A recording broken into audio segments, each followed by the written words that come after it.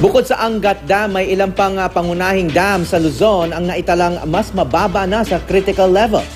Ang mga dam na ito pa naman ang pinagkukunan ng tubig ng malalaking residential at farm area sa ilang rehiyon.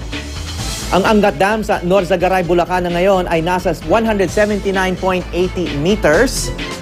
Ang pangunahing pinagkukunan ng supply ng maraming lugar. Halos lahat o 97% ng mga bahay sa Metro Manila ang kumukuha ng tubig mula sa dam. Doon din nagmumula ang tubig sa irigasyon ng mga sakahan sa Pampanga at Bulacan, na ilan sa mga lalawigan na pangunahing pinagtataniman ng mga palay. Samantala, ang Pantabangan Dam naman na nasa 181.99 meters na po ngayon ang level ang pinagkukunan ng tubig ng buong Nueva Ecija. Ito ang pinakamalaking rice producer sa Central Luzon at kilala bilang Rice Bowl of the Philippines. Ang Magat Dam naman na nasa 169.01 meters ang pinagkukunan ng water supply ng buong lalawigan ng Isabela at ilang bayan sa Cagayan.